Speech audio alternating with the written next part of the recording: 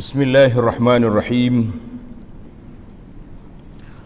Alhamdulillahi rabbil alamin, wassalatu wassalamu ala rasuli rabbil alamin, nabiyyina wa habibina Muhammad ibn Abdillah wa ala alihi wa sahbihi wa man sar ala nahjihi wa ihtada bihadihi wa istanna bisunnati ila yaumiddin. Amma ba'd. Alhamdulillah, muslimin dan muslimat, para jemaah dan juga para penonton sekalian, kita teruskan pengajian kita di dalam pengajian tafsirul Quran juzuk yang ke-27, surah yang ke-52, nama dia surah At-Tur. Surah At-Tur makna surah yang menyebut tentang sebuah bukit yang besar, nama dia Gunung Tursina. Gunung Tursina yang Allah Ta'ala bersumpah dengan dia. Kita tengok ada beberapa kali sumpah, kemudian diikuti dengan apa yang nak disumpahkan itu. Sebagaimana yang kita ketahui, surah At-Tur ini surah Makkiyah, surah yang diturunkan di Makkah. Para jemaah boleh ambil satu perhatian sepanjang hidup kita ni, insya-Allah. Bila kita buka Quran, dia tulis surah Makkiyah. Maknanya surah itu diturunkan di Makkah. Artinya peringkat permulaan sebelum Nabi kita berhijrah. Karena pada waktu itu Islam tidak begitu kuat lagi, umat Islam tidak begitu ramai. Maka isi kandungan surah dia banyak berbincang tentang akidah, tentang keimanan, tentang hari akhirat, dan juga cerita umat-umat yang terdahulu untuk menenangkan keadaan dan meletakkan kesabaran kepada Nabi kita Muhammad sallallahu alaihi wasallam dan para sahabatnya. Kita baca beberapa ayat, kemudian kita tengok terjemahannya, insya-Allah.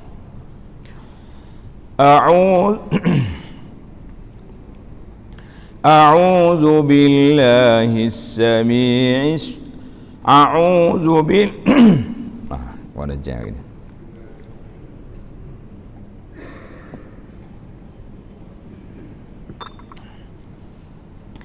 A'udzu billahi minasy syaithanir rajim. Bismillahirrahmanirrahim.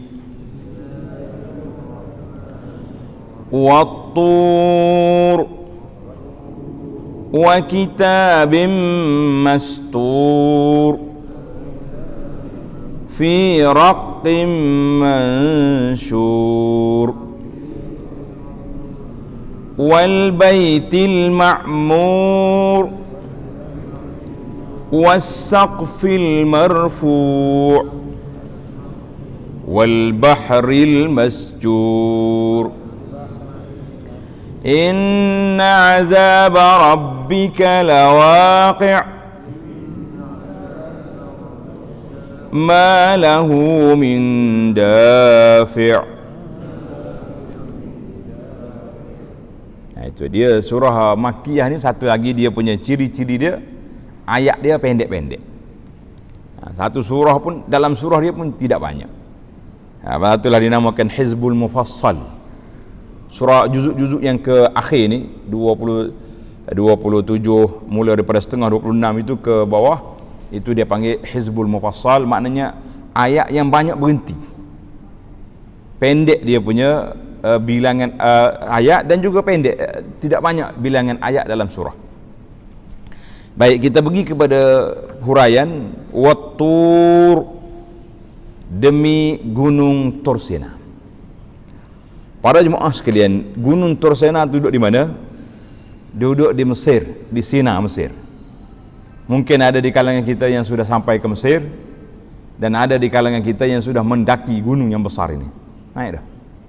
Tetap lagi. Ana sendiri alhamdulillah sudah mendaki gunung ni. Kita pergi tengok tempat Nabi Musa munajat dengan Allah Azza wa Jalla, yang dia minta nak tengok Allah. Allah kata, unzur ilal jabal fa in istaqarra makanahu fasawfa tarani.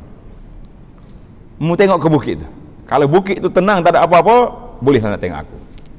Falamma tajalla rabbuhu lil jabali ja'alahu dakka. Bila Allah Taala tajalli, dia buka kepada bukit itu, ja'alahu dakka, hancur.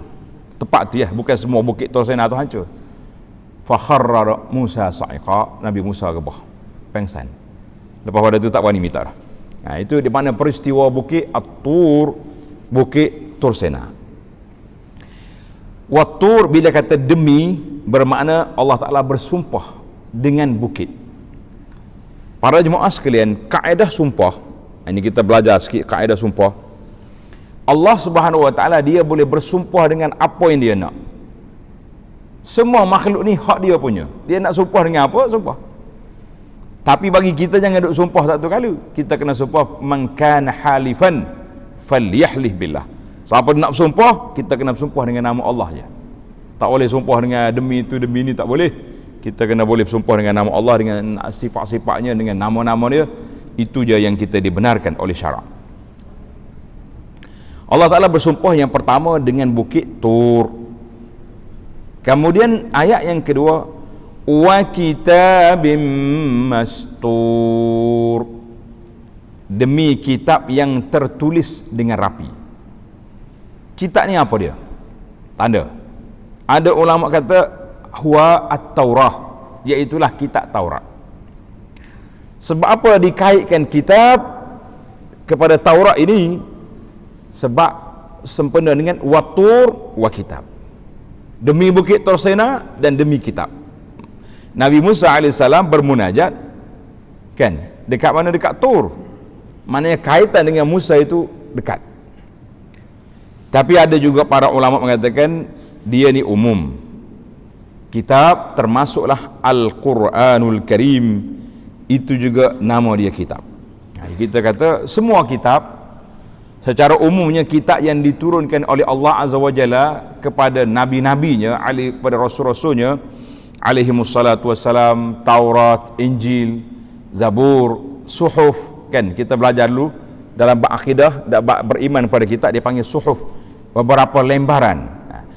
Kalau kita kata kitab, kenapa disebut dengan nama kitab? Kitabin mastur, kitab yang tertulis dengan rapi.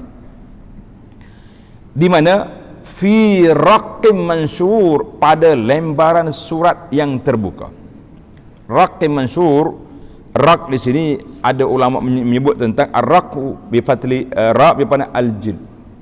Kitab yang ditulis di atas kulit-kulit, di atas belulang. Zaman dulu bukan ada kertas macam kita ni, kan boleh tulis atas kertas.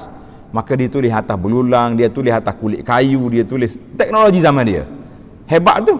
Dan sebab apa mereka memilih untuk tulis di atas belulang? Kenapa? Sebab tahan lama. Dia punya tahan lama, sehingga sekarang pun ada lagi naskah-naskah versi Al-Quran tulisan zaman dulu yang ditulis, dan kitab-kitab lama, manuskrip lama yang ditulis dengan di atas kulit-kulit ni masih lagi tersimpan sudah 1000 tahun lebih ataupun lebih, di mana di muzium-muzium masih tersimpan. Kita pergi melawat tengok, oh dia buat dengan kulit. Itu para teknologi zaman dia. Zaman kita ini tak mau kulit berat kan, sehingga diceritakan ada seorang penulis nama dia Al-Jahiz. Al-Jahiz ni pakar dalam bidang bahasa lughah. Diceritakan Al-Jahiz ni mati dengan sebab apa? Dengan sebab aksiden ditimpa oleh kitab dia. Kitab dia berat kitab zaman dulu, tinggi, dia duduk bawah ni, kitab tu terbalik atas dia. Ila rahmatillah inna lillahi wa inna ilaihi rajiun, boleh mati. Masa itu dia panggil fi raqim mansur. Maka para jemaah sekalian, kita beza di antara Al-Quran itu disebut dengan nama kitab dan Al-Quran. Kenapa? Ini ilmu tentang kenapa ini penting untuk kita belajar. Ini dia panggil ilmu tadabbur Quran. Kalau kata kitab, maknanya maktub, dia tertulis. Al-Quran kita ni alhamdulillah tertulis sampai ke hari kiamat. Cuma ada riwayat di antara tanda-tanda kiamat, kitab ini akan diangkat di akhir zaman daripada suhuf, daripada lembaran kertas yang kita duduk simpan ni, lama-lama jadi kosong. Terus duduk cerita lah, orang duduk kata, oh kitab Ada Quran kosong, itu salah cetak itu kan. Waktu ana ingat tahun 80-an dulu. Sudah berlaku satu peristiwa Quran kosong. Nah, ingat tahun 80-an dulu ada satu kes. Orang duk tulis tubik ke bawah, Quran sini kosong, kata tak kemak lagi tu. Nah, boleh jadi salah cetak ataupun apa-apa insiden yang berlaku. Tapi di akhir zaman nanti Quran yang akan diangkat. Yurfa al-Quran. Termasuklah Quran yang ada dalam hati, dalam dada penghafal Al-Quran juga terangkat. Waktu itu kiamat.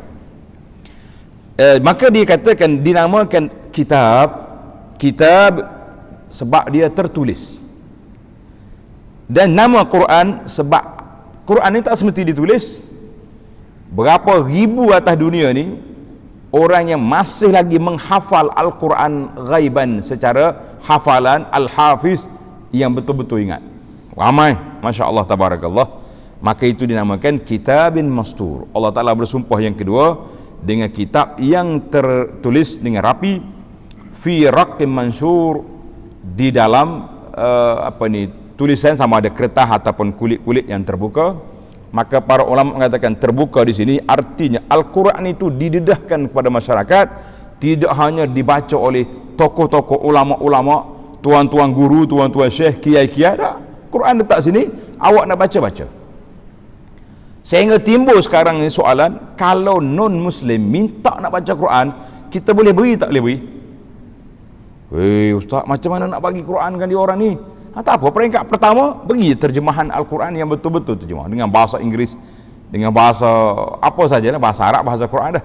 Terjemah Melayu, terjemah Inggeris. Sekarang ni orang usaha terjemah ke bahasa Cina, bahasa Jepun, semua ada bahasa, biar dia orang tengok. Kemudian bila dia mari zauk, dia kata aku nak mendalami lagi Quran, kita beri Quran sungguh. Oh, dia kata tak boleh sentuh. Ini masalah kita. Kalau dia tak baca Quran, bagaimana dia nak mengetahui tentang isi kandungan Quran?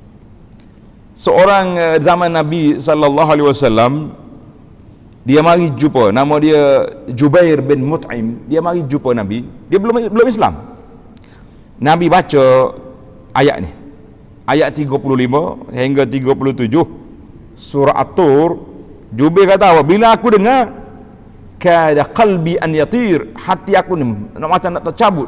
Maknanya ayat tu sangat power, kesan dia, sehingga dia terasa macam hati dia nak tercabut. Wa aslama, dan langsung dia masuk Islam. Masya Allah, tabarakallah. Sebab dia faham. Jadi kalau kita tak mau beri faham ayat Quran ni kepada orang-orang bukan Islam, lepas tu bila dia nak faham, maka kita mengatakan Al-Quran itu kitab, dan Al-Quran itu juga Quran, makna dibaca. Tak kira sama ada orang yang terpandai menulis ke pandai membaca. Aman juga orang yang buta contohnya, dia tak boleh menulis, tak boleh membaca kan. Cuma sekarang ni ada braille dia panggil. Dia hafal, tak payah baca, terus dia ingat. Masya Allah, tabarakallah. CD dengan kaset, tak baca, tak menulis, tapi dia boleh ingat.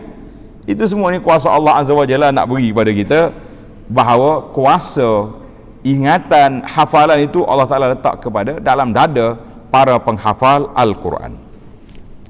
Baik, kita terus sambung kepada perbincangan kita. Ayat yang keempat,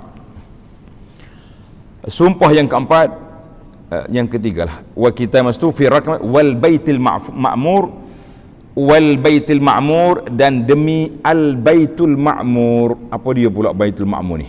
Tuan-tuan tanda, baitul ma'mur ini yakni, kalau kita nak beli tafsir Quran, cari pimpinan Ar-Rahman tu bagus, sebab dia ada huraian nota kaki dan dia ada dalam kurungan, tu maknanya huraian ringkas. Kitab ni pun versi Malaysia, walaupun bahasa dia agak sedikit klasik, tapi itulah kesenian bahasa kan. Al-Baitul Ma'mur yakni rumah suci di langit, tempat malaikat yang beribadat. Ada riwayat menyebut bahawa Baitul Ma'mur terletak betul-betul di atas Baitullah, di atas Kaabah di Makkah Al-Mukarramah. Tempat ini sentiasa ma'mur dengan malaikat yang beribadat, sehingga akan dikatakan kalau kita duduk di Baitul Ma'mur, campak batu, dia akan jatuh atas Kaabah. Itu bertentangan, kita kata wallahu alam, yang itulah riwayat yang ada. Baitul Ma'mur duduk di mana? Tanda duduk di langit yang ketujuh. Baitul Ma'mur duduk di langit yang ketujuh. Dinamakan juga dengan nama Ad-Durah. Ad-Durah, Dad, Alif, Raha ad-Durah, sebagaimana yang ada riwayat daripada Sayyidina Ali radhiyallahu anhu.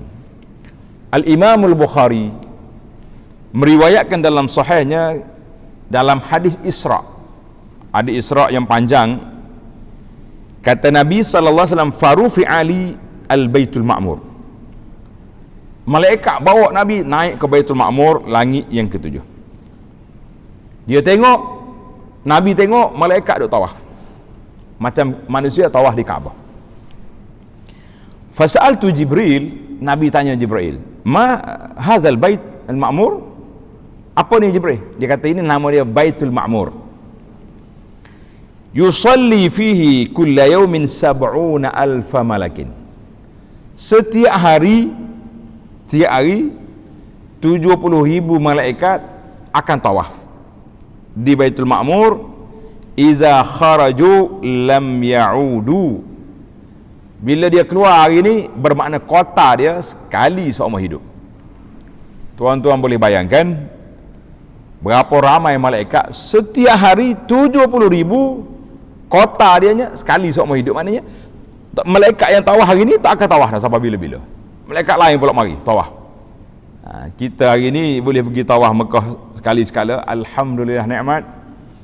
Tahun PKP 1441, laporan daripada akhbar mengatakan hanya 8 orang rakyat Malaysia yang terpilih untuk mengerjakan haji pada tahun ni. Dia kata rezeki dia, alhamdulillah. Itu pun pelajar kita di sana kata nasib baiklah dia tak lagi balik, orang lain balik tak dapat, dia duduk sana dipilih nama dapat pergi haji 8 orang saja. Kita kata hani'an lahum, mudah-mudahan Allah Ta'ala kabulkan haji mereka dan haji yang telah kita lakukan semua, insya-Allah. Maka itu dia panggil kota malaikat 70,000. Sekarang kadang anda bergurau, anda kata tuan-tuan nak tahu berapa bilangan malaikat? Nak? Mudah, saya bagi sifir kira-kira setiap hari malaikat tawaf 70,000 di Baitul Ma'mur. Kira lah berapa ribu tahun dah umur dunia ni, setiap hari 70,000. Jawab dia tak so kira lah, tak ada kerja. Kita beriman kepada adanya malaikat, bilangan dia yang tidak diketahui kecuali Allah Azza wa Jalla saja yang tahu berapa bilangan malaikat.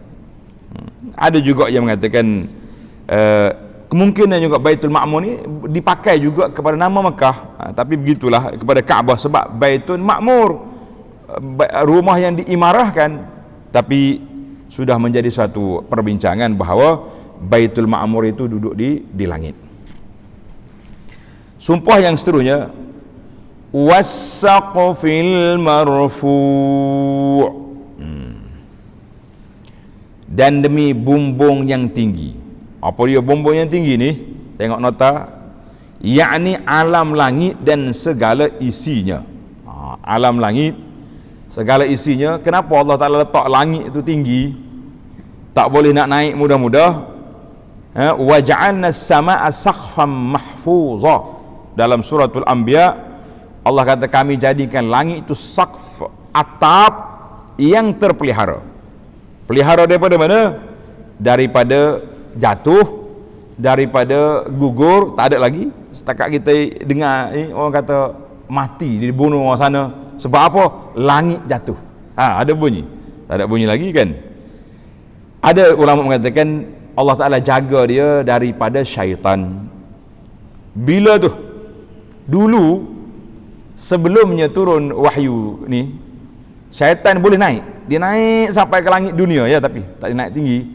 Tapi dia boleh mengintai dengar apa yang diucap oleh malaikat.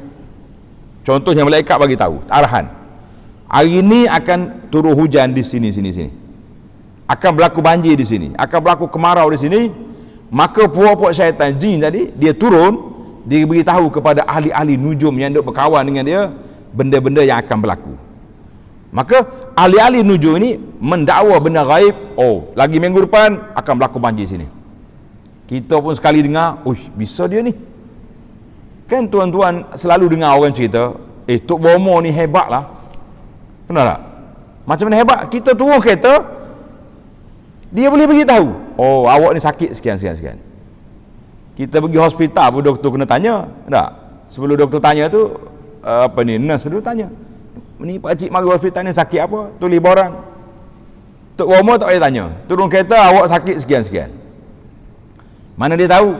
Ni puak-puak jin yang beritahu benda-benda yang gaib. Tapi kata Nabi sallallahu alaihi wasallam, yasduqu marratan wa yakdzibu mi'ah. Sekali dia betul, 100 kali lagi bohong belaka. Jadi yang bohong tu banyak tu. Cuma kita masya-Allah kalau sekali kita dapat yang maklumat yang jelas, kita siqah, kita percaya, urusan habis lagi kita. Maka Allah Ta'ala jadikan langit itu sebagai bumbung yang tinggi, dijaga dia daripada runtuh, daripada jatuh. Bila dia akan runtuh? Hari kiamat esok. Kan? Daripada hari akhirat esok, langit terbelah. Tansyak, terbelah langit itu. Bila terbelah, malaikat turun. Panjanglah cerita ya. Tuan-tuan boleh tengok dalam CD-CD kuliah kita yang sudah lepas. Ayat yang ke-6, sumpah yang seterusnya, wal bahril masjur, dan demi laut yang penuh tepu dengan kepanasan. Bila laut ni panas. Sekarang ni orang keluar video ada api bawah. Macam mana dia cuma cara wallahu a'lam. Yang penting Allah Taala sebut wal bahril masjur. Ada ulama mengatakan al-masjur dengan makna al-mumtali. Laut ni penuh, air dia banyak. Kan? Tak ada bunyi lagi. Laut sekian-sekian, benua sekian, kering. Tak bunyi. Tapi kalau buhairat, tasik, sungai, ada yang kering. Sungai kampung kita pun dulu boleh mandi. Tak? Naik atas pokok, terjun turun. Seronok zaman dulu. Zaman kita budak-budak dulu suka mandi sungai kan. Lah ni tebal nak terjun, nak letak kaki pun tak mau nak lepas air, tak ada. Sudah kering. Tapi laut tak ada bunyi lagi, laut kering. Pasal itulah kata di ahli-ahli pencerita, dia kata satu je laut yang pernah kering. Laut mana? Siapa dia boleh jawab ni kemah? Mana? Yang dibelah oleh Nabi Musa AS ketika nak melintasi laut Qarzum, laut merah. Pom dia belah, nampak. Itu je sekali dasar laut yang pernah tengok matahari. Kalau lain-lain tak ada. Ini semua dia panggil cerita. Maka wal bahril masjur, laut yang penuh dengan kepanasan. Ada yang mengatakan oleh kerana ayat ini ayat tentang hari kiamat, maka laut di sini dia makna laut itu sudah menjadi api pada hari kiamat nanti. Wa idzal biharu sujirat, dalam surah At-Takwir, apabila laut itu sudah sujirat, sudah dinyalakan. Yang penting semua itu menakutkan kita pada hari akhirat esok. Tapi atas dunia ni tak takut. Orang pergi ke laut lah yang tempat dia buat maksiat kan, dengan kapal-kapal krus yang besar-besar tu, berapa ribu orang naik tu. Penuh dengan disko lagi, dengan apa ni, sehinggalah corona datang, kapal tak berlayar, rumah-rumah maksiat semua tertutup, termasuklah masjid-masjid juga ditutup oleh corona. Kita kata ini semua peluang untuk kita bermuhasabah, bahawa corona mari untuk kita muhasabatun nafsi, kita muhasabah diri kita. Kenapa masjid ditutup? Ada orang tanya, kenapa masjid ditutup? Tak apalah, corona mari sebut tutup tempat maksiat, kita setujulah, tapi masjid tutup juga apa? Sebab kita tidak begitu bertanggungjawab menjalankan tugas dakwah ini, sehingga tempat-tempat maksiat, tempat-tempat kemungkaran tak mampu ditutup, sehinggalah COVID-19 ataupun virus corona ini dia yang mampu tutup. Kita kata Masya Allah, Tabarakallah, itu Allah Ta'ala nak cuit kita, nak muhasabah supaya kita bermuhasabah dalam hidup kita ini. Baik. Beberapa sumpah daripada awal-watur wal baitul ma'mur was saqfi wal bahri, kan, sumpah-sumpah ini jawab sumpah. Tanda tuan-tuan, mana jawab sumpah dia? Jawab dianya duduk di ayat 7, ayat yang ke-8. Inna azaba rabbika lawaqi', sesungguhnya azab Tuhanmu tetap akan berlaku. Ingat, mu tengok semua ni kuasa Allah SWT, dia tak mukaddimah sumpah-sumpah dia, aku nak beritahu kepada kamu, azab tetap berlaku seperti yang telah dijanjikan oleh Allah Azza wa Jalla. Oleh kerana ayat ini ayat azab, Allah Ta'ala guna inna azaba rabbika, azab Tuhan kamu. Dia tak kata inna azab Allah, azab Allah Ta'ala. Betul, dalam beberapa ayat ada sebut. Tapi supaya kita dalam sudut ilmu tadabbur, oleh kerana aku nak beritahu kepada kamu supaya kamu takut, azab rabbika, Rabb ni Tuan punya, pemilik alam ini, yang berkuasa penuh ke atas kamu semua, azab dia lawaqi', tetap berlaku. Allah tak guna perkataan la hadis. Kalau hadis akan berlaku juga, tapi lawaqi' dalam sudut penggunaan bahasa Arab sangat mendalam, lebih daripada akan berlaku. Tak, tetap berlaku. Allahu Akbar. Patutnya bila kita dengar, kita rasa macam mana kita nak lari? Tidak ada peluang untuk kita lari. Allah kata apa? Mau nak lari? Ma lahu min dafi'. Tidak ada siapa pun yang dapat menolaknya. Tak siapa boleh tolak. Kalau mari azab Allah Ta'ala, ada orang boleh tolak? Tak boleh nak tolak kita. Sebab itulah Allah Ta'ala sebut banyak sangat dalam surah-surah yang akhir, juzuk yang Qisarul Mufassal ini, Allah Ta'ala banyak sebut tentang i'tibar. Mu ni orang Mekah berjalan ke Syam, berjalan ke Yaman, ke Syam, mu tengok kaum Samud mati. Sampai hari ni pun tuan-tuan boleh pergi tengok di Madain Saleh, masih ada lagi rumah-rumah peninggalan puak-puak kaum Nabi Saleh, kaum Samud. Mereka ni pahak bukit buat rumah. Kita pahak bukit buat rumah atas bukit, kan? Akhir-kali mari hujan, terjun turun setengah rumah kita. Na'udzubillah. Dia bukan pahak bukit buat rumah atas tu, bukit tu rumah. Pergilah kalau kaji. Kalau tak kaji pun tengok dalam Google, cari tulis Madain Saleh. Ada gambar-gambar yang sudah ditunjuk. Kita kata Masya Allah. Kamu berjalan pergi ke Yaman, pergi tengok puak-puak kaum Hud, kan? Wa ila Adin, kaum Ad, pengikut Nabi lawan dengan Nabi Hud, apa jadi? Hancur. Tapi apa boleh buat? Tak peduli, tak jadi apa. Maka Allah Ta'ala tegur di sini, malahu min dafi', mana-mana azab yang datang, tidak ada siapa yang mampu, tidak ada siapa yang kuat untuk menghadapinya. Maka pada waktu itu janganlah kamu berani-berani atau cuba-cuba nak mendarhaka kepada Allah Azza wa Jalla. Tengoklah kesan orang yang terdahulu. Tapi timbul soalan, bila? Inna azaba rabbika lawaqi'. Azab Allah Ta'ala itu akan berlaku. Bila? Dia panggil, bila? Allah Ta'ala tak tangguhkan jawapan. Terus dia beri jawab pada ayat yang ke-9. Yauma tamurus sama'u mawra. Pada hari langit dan segala isinya bergegar segegar-gegarnya. Mana dia panggil, kalau langit sudah bergoyang, bergegar, pada hari itu terbelah langit, malaikat turun ke bumi. Apa nak buat? Maknanya azab aku ni paling lewat. Sebab ada di kalangan orang-orang yang menentang Islam berpuluh-puluh tahun dan duduk atas dunia ni relax je, mati tidak dibunuh oleh orang Islam, tidak ada teroris, tidak ada apa. Tapi mu ingat, kematian kamu atas dunia ni bukan berakhir, makna kita akan jumpa yauma tamurus sama'u mawra, pada hari langit bergegar.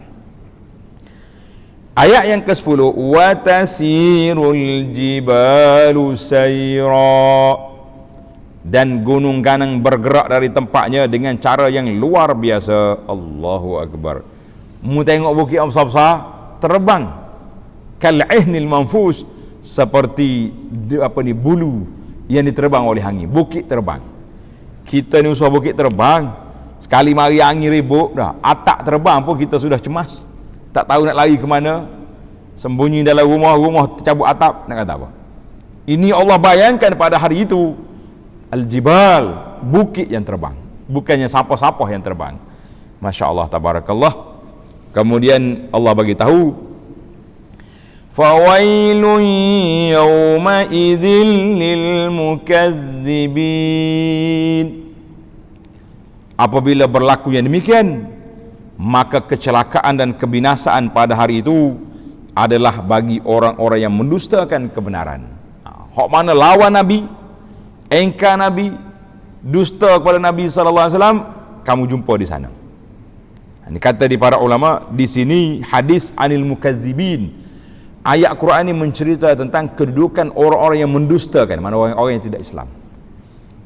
Adapun al-usatu minal mu'minin, orang-orang yang derhaka di kalangan orang-orang yang beriman, mereka juga akan terseksa pada hari itu, tapi tak sama seksa orang yang beriman dengan seksa orang yang tidak beriman. Sebab orang beriman ni dia panggil tafawud. At-taqwa, al-iman berbeza-beza. Ada orang yang mantap iman dia, tinggi darjat takwa dia, ada orang yang rendah.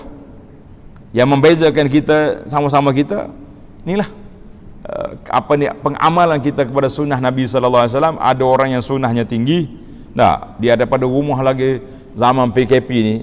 Saya buat satu khutbah, tuan-tuan tengok PKP telah mengajar kepada kita beberapa erti sunnah yang diajarkan. Di antaranya kita nak keluar ke masjid, ambil wuduk di rumah. Betul tak? Ambil wuduk di rumah ni satu sunnah yang dianjurkan, tapi kadang-kadang kita buat tak peduli. Rugi kita. Sebab orang yang berwuduk di rumah, kemudian dia keluar daripada rumah dia dengan niat nak tuju pergi ke masjid, dalam perjalanan itu sudah dikira orang ini solat pahala dia. Masya Allah. Na'uzubillah, ataupun disebut dengan nama la samahallah. Itu pengguna orang Arab kalau kata kita, kalau ada nak berlaku benda tak baik, kita kata la samahallah. Mana Allah Ta'ala tak tuliskan kita perkara ni. Orang ni keluar daripada rumah, dilanggar. Naik motosikal nak pergi masjid, kena langgar, mati. Tuan-tuan boleh anggapkan dia ni mati sedang melakukan solat, sebab dia sudah berwuduk di rumah dia, dia berjalan menuju ke rumah Allah, dalam perjalanan itu dia mati di tengah jalan. Masya Allah. Ada orang ni relax sambil-sambil nak pergi masjid, main sebatang dulu. Sampah di masjid, campak kat mana, di tong sampah tak jumpa, bagi je kat mana, baru nak cari air, cari wuduk. Kita kata berbeza orang ni dengan orang yang beramal sunnah daripada awal. Baik, para jemaah sekalian, demikian juga orang kafir berbeza-beza. Yang betul-betul kafir piau yang menentang Islam, mukazibin, dia ada kafir yang tak beriman. Satu, kafir tak beriman, non muslim tak beriman, satu kumpulan. Satu kumpulan lagi al-i'rad. I'rad ni dia tak pedulilah tengok orang, itu kerja orang Islam nak dakwah, peduli apa kita? Dia tak kacau kita, dia tak ganggu kita, biar. Kumpulan yang ketiga ni kumpulan al-mukazzibin. Mukazzibin ni kumpulan kafir yang paling dahsyat. Sebab dia menentang, dia mengingkari, dia membohongi apa ni? Dakwah yang disampaikan oleh para nabi. Maka inilah dia kumpulan yang paling dahsyat dari tiga komponen orang-orang yang bukan Islam. Wal-iyazubillah, kita minta berlindung Allah Ta'ala min ghadabillah. Siapa dia agak kumpulan ni? Kumpulan al-mukazzibin ni, apa sifat dia? Tengok tuan-tuan tanda sifat ayat yang ke-12, alladzina hum fi khawdin yal'abun, iaitu orang-orang yang leka bermain-main dalam kesesatan. Allahu Akbar. Mereka ni leka, dia boleh menentang Islam apa yang dia tak tahu, sehingga timbul hari ni satu kumpulan nama dia Islamfobia. Dia kata orang Islam, sedang dia tak tahu, dia tak pernah tanya pun tentang Islam. Walaupun negara kita ni alhamdulillah pihak kerajaan, dan kita doalah supaya Islam, agama persekutuan ini kekal. Kalau kita boleh naik lagi tinggi lagi bagus. Maknanya dibenarkan channel-channel TV, radio boleh siarkan Islam secara terbuka, ceramah-ceramah boleh disiarkan, alhamdulillah. Dan hari ini pula mari ada YouTube, ada channel-channel Facebook yang membenarkan kita dakwah. Kita kata alhamdulillah. Maknanya maklumat Islam tu sampai terbuka kepada masyarakat, tapi mereka tak peduli. Dia tak tanya pun. Di akhirat esok baru tanya, kamu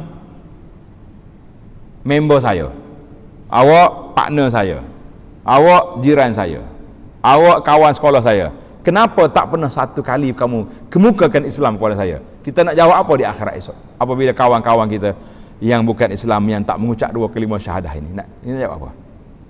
Tapi kalau mereka sudah mengucap, wal-iyazubillah, terjebak dengan dosa-dosa, mereka ada kunci untuk keluar daripada syurga, daripada neraka, pergi ke syurga bisyafaat, dengan pertolongan Nabi SAW, dan juga bisyafaat al-mu'minin, orang-orang mukmin boleh beri syafaat kepada sahabat-sahabat mereka, kawan-kawan mereka. Itu pun setelah dilakukan pembersihan, pemulihan di dalam neraka, wal iyazubillah. Maka puak-puak kafir ini kerja dianya fi khawdin yal'abun, bermain-main dalam perkara-perkara yang mereka tak tahu. Duk ngait perli Islam, hina macam-macam kan. Kadang-kadang dia masuk dalam isu-isu besar. Macam hari ini bila sebut tentang Islam membenarkan perkahwinan poligami, dia marah. Kahwin kanak-kanak yang bawah pada umur, marah juga puak-puak. Kita kata mu ni asyik duk marah ya. Cuba bila kita buat kajian, pendakwah kita kaji, rupanya kumpulan non-muslim lebih ramai daripada orang Islam yang kahwin budak-budak, kanak-kanak. Lebih dahsyat. Jadi kita jangan duduk layan dia. Maka para ulama mengatakan hikayat an-nukat, kita menceritakan orang kata-kata lawak, lucu, tetapi menghina Allah, menghina Nabi SAW, menghina Al-Quran, maka jangan dibuat lawak. Ni kita kadang-kadang orang panggil, orang buat lawak, buat benda pelik, kita buat lawak pula. Jangan, dia panggil lawak dalam agama tidak boleh. Sebab tu anak duk perhati tengok, di antara kesilapan kita para jemaah sekalian, ada benda silap. Dah, manusia ni begitulah. Kadang-kadang dia panggil over, semangat sangat. Bila orang lukis kartun hina Nabi, kan, kita turun sebar juga. Walaupun kita maki kat situ, manusia celaka mana buat ni, tapi kenapa kamu sebarkan gambar kartun tu? Kenapa kamu sebarkan kata-kata penghinaan kepada agama itu? Bermakna kita juga share, menyebarkan benda itu. Ada orang kata, kalau kita tak sebar, macam mana orang nak tahu? Macam mana umat Islam nak bersolidariti? Macam mana kita nak lawan? Kita kata tak payah sebar-sebarkan gambar yang buruk itu. Kita padamkan gambar, kita kata dalam gambar ini ada penghinaan kepada Nabi, kita boleh hentam, boleh lawan di situ. Tapi kalau kita tukang sebar juga, bermakna kita tu memperluaskan, mempromosi kejahatan orang jahat itu terhadap Nabi kita sallallahu alaihi wasallam dan terhadap Al-Quran. Jadi hati-hati tuan-tuan, bukan semua kita boleh buat lawak, bukan semua, terutama sekali lawak yang terlibat dengan agama. Pasal itulah bila mari imam-imam interim kan baca khutbah raya baru ni, macam-macam gambar keluar. Ada yang ambil kain, penyakut kain lansir boleh jadi tukar khutbah. Ada yang kayu golf, ada yang macam-macam. Kita kata mungkin mereka dalam kejahilan terlalu teruja dapat jadi imam. Biarlah, tidak ada orang yang berniat untuk memperli. Cuma tak payahlah dipanjang-panjang jadi bahan ketawa. Bukan bahan ketawa perkara-perkara yang berkait dengan Allah, berkait dengan Rasulullah sallallahu alaihi wasallam, berkait dengan Al-Quran dan berkait agama, bukan bahan ketawa. Jadi kita kena bagi tahu kepada kaki-kaki lawak, geng-geng lawak ni, kata mu nak lawak sama mu je, jangan terlibat dengan perkara agama. Baik, kita pergi habiskan chapter ini. Allah sebut dalam ayat yang 13, yauma yud'auna ila jahannama da'a, pada hari mereka ditolak ke dalam neraka jahanam dengan penolakan yang sekasar-kasarnya. Kenapa kena tolak? Kita ni kalau nak orang nak pergi tempat takut, tak pergi kita tak? Kita pergi, tak mau. Jadi malaikat mari, tendang terus masuk dalam neraka, wal iyazubillah. Itu dia panggil ditolak dengan kasar. Siapa dia nak masuk tempat yang takut, tolak. Ayat 14. Hadhihi an-narul lati kuntum biha tukazzibun. Dikatakan kepada mereka, inilah api neraka yang dahulu kamu mendustakan. Masuk. Atas dunia ni mu tak percaya, ni dia. Allahu Akbar. Ayat yang ke-15. Afasihrun hadza am antum la tubsirun. Ayat ni pergi, dia pusing balik. Maka, puak kafir Mekah ni asal lah, masuklah sampai kiamat. Maka adakah ini sihir juga, sebagaimana yang kamu katakan terhadap keterangan Rasul kami dahulu? Atau kamu tidak nampak kenyataan sebagaimana kamu tidak nampak di dunia dulu akan kebenaran Rasul kami? Mana ayat ni ayat perli dalam neraka lah. Mu tengok tak? Atas dunia ni Allah Ta'ala turun kepada puak kafir supaya mu ingat. Ni, mu duk kata Nabi dulu sihir, gila, apa lagi, penyair. Tuduhan-tuduhanmu betul ke lagu ni? Kita tahu orang yang gila macam mana cara dia, dan ahli penyair dia punya bagaimana gaya dia. Orang-orang yang apa ni, tukang tilik, tukang bomo, ada gaya, ada cara dia kan. Maka habislah Allah Ta'ala tamatkan perbincangan tentang puak-puak mukazibin dengan ayat yang ke-16. Islauha fasbiru aw la tasbiru sawa'un 'alaikum innama tujzauna ma kuntum ta'malun. Rasakanlah bakarannya, kemudian sama ada kamu bersabar menderita azabnya atau tidak bersabar, sama saja, tidak ada faedahnya. Apa dah kan, tidak ada faedahnya pada kamu, kerana kamu tidak dibalas melainkan dengan apa yang kamu kerjakan. Tengok tanda satu lagi, dia panggil ilmu tadabbur. Allah tanda sini, innama tujzauna ma kuntum ta'malun. Kamu dibalas apa yang kamu buat. Subhanallah. Kalau Tuhan kata bima kuntum, kamu dibalas dengan sebab perbuatan kamu, mungkin balasan tu lebih luas. Macam ada orang buat salah, contohnya ada budak mari mencuri sini, dia curi RM2 ya, tabung masjid. Nah, tapi kita pukul dia besar banyak mana? Macam-macam. Kena jaga tu, baikin sikit tau. Bagi tapa lagi, sepak lagi. Nah, sini semua ni pembalasan dengan sebab mau mencuri. Itu je sebabnya. Allah kata dalam ayat ini, Tuhan kata tidak. Tanda tuan-tuan, ini ilmu tadabbur menunjukkan kepada keadilan Allah Azza wa Jalla. Innama tujzauna ma kuntum ta'malu. Balasan apa yang kamu buat. Membuat lagu ni ya kebalas. Sebab itu tersebut dalam hadis, man hamma bihasanatin, siapa dia bercita-cita nak buat benda baik, malaikat tulis lalu. Cita-cita tu nak buat benda baik sudah ditulis pahala. Esok tak ada buat, dapat 1 pahala niat. Esok dia buat, dapat 10, sampai 700. Man hamma bisayyi'atin, siapa dia nak buat maksiat, aku esok gini-gini dah janji dengan kawan, contohnya na'udzubillah, nak pergi buat maksiat, malaikat tak tulis apa-apa, tunggu. Tak buat, cancel. Buat, ada riwayat mengatakan dia tunggu 6 jam, setengah hari tunggu, tengok orang ni taubat ataupun tidak. Subhanallah. Kalau dia tak taubat juga, tunggulah. Itulah keputusan dia dapat. Innama tujzauna ma kuntum ta'malun. Kata di ulama tadabbur, isyaratun ila kamalil adlil ilahi.